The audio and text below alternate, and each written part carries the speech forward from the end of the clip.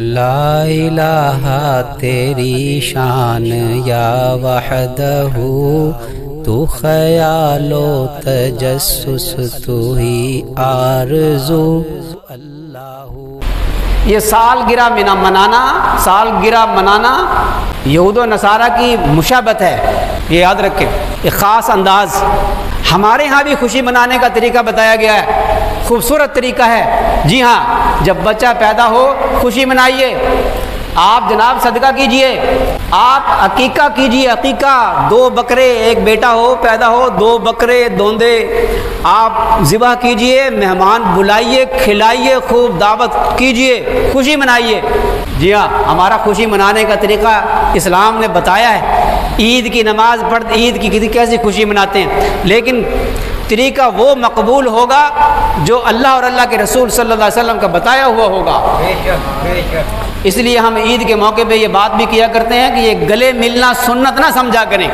ہمارے ہاں رواج ہو گیا پاک و ہند کے اندر، خوشی میں ایک دوسرے کو ملتے ہیں نا، پاس ہو گیا کوئی تو خوشی میں او جی بیٹے کو گلے مل رہے ہیں۔ یہ کچھ ایسے ہی شروع ہوا تھا، علاقائی ایک رسم خوشی منانے کی، مبارکباد دینے کی، اس کو سمجھ لیں لیکن سنت نہ سمجھیں۔ اگر سنت سمجھیں گے، ثواب سمجھیں گے تو یہی بدعت ہے۔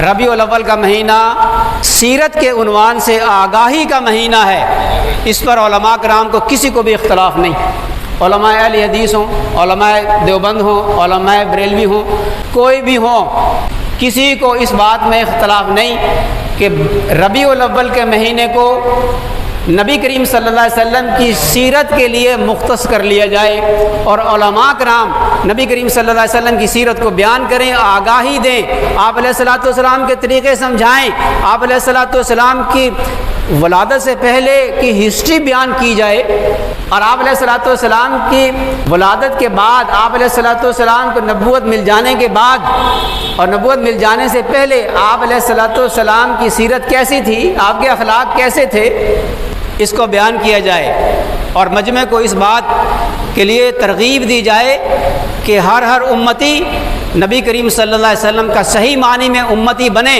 اور صحیح معنی میں امتی وہ ہے جو نبی کریم صلی اللہ علیہ وسلم کے ساتھ محبت کا دعویٰ تو کرے، لیکن محبت کا دعویٰ اس کے 6 فٹ کے جسم کے اوپر نظر آنا چاہیے، ورنہ محبت کا دعویٰ قبول نہیں ہے۔ ایک شخص اپنے ابا کے پاس بیٹھا ہوا ہے چارپائی پہ، کہتا ہے کہ ابا جی میں نے آپ کی شان میں نا ایک قصیدہ لکھا ہے، ذرا سن لیجئے۔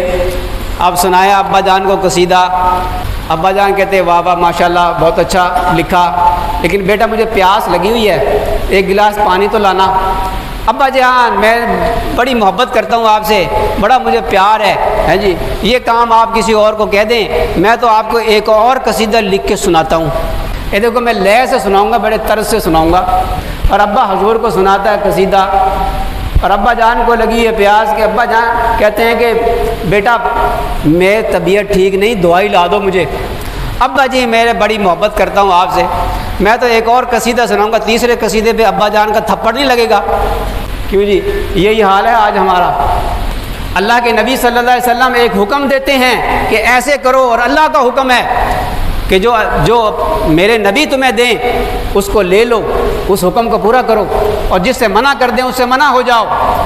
اللہ کا منادی کہتا ہے کہ اللہ بڑے ہیں، محمد صلی اللہ علیہ وسلم اللہ کے رسول ہیں، تم کامیابی کی طرف آ جاؤ، فلاح کی طرف آ جاؤ، نماز کی طرف آ جاؤ، اور ہم کہتے ہیں کہ یا اللہ ہم تو قصیدے پڑھیں گے۔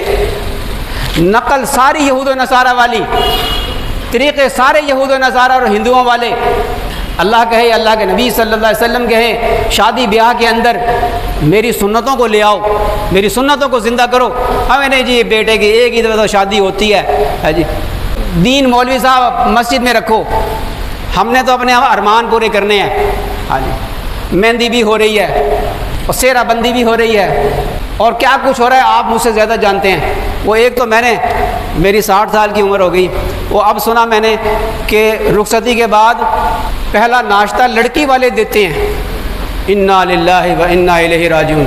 یہ آپ کو پتہ ہوگا، میں تو اب سنا ہے سارے ہندوؤں کے طریقے آ گئے، یہودیوں کے طریقے آ گئے۔ یہودی حسن و جمال کو دیکھتے ہیں، ہم بھی حسن و جمال کو دیکھتے ہیں، مال کو دیکھتے ہیں، مال کو یہودی، اور عیسائی وہ حسن و جمال کو دیکھتے ہیں۔ ہندو بارات لے کر جاتے ہیں اور جہیز کا کنسیپٹ ہے۔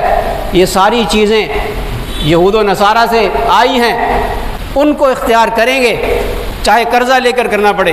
اور اسلام نے جو آسان دین بتایا ہے، آسان طریقہ بتایا ہے، خیر و برکت والا طریقہ بتایا ہے، ہم اس کو چھوڑ دیتے ہیں۔ اللہ راضی ہوں گے اس پر، اپنے آپ کو تکلیف میں بھی ڈالتے ہیں اور اللہ کو ناراض بھی کرتے ہیں۔ دین آسان ہے، مولویوں نے مشکل نہیں بنایا، یہ ہم نے مشکل بنایا ہے۔ جہاں نکاح مہنگا ہوگا، شادی مہنگی ہوگی، وہاں زنا سستا ہوگا، اور جہاں نکاح سستا ہوگا وہاں زنا ختم ہو جائے گا۔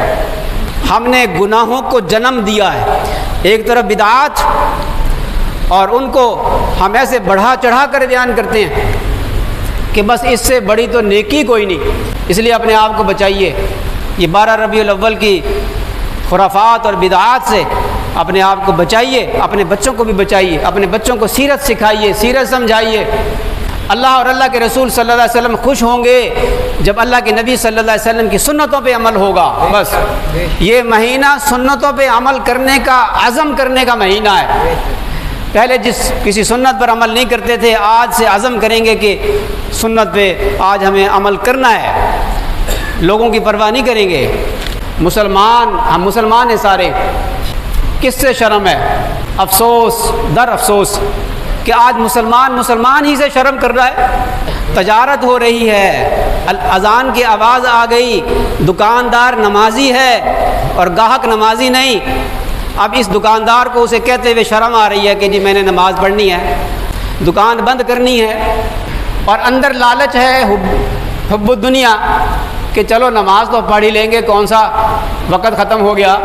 تو یہ جو 1000-2000 کا گاہک ہے یہ نہ چلا جائے، یہ اندر سے شیطان کہتا ہے۔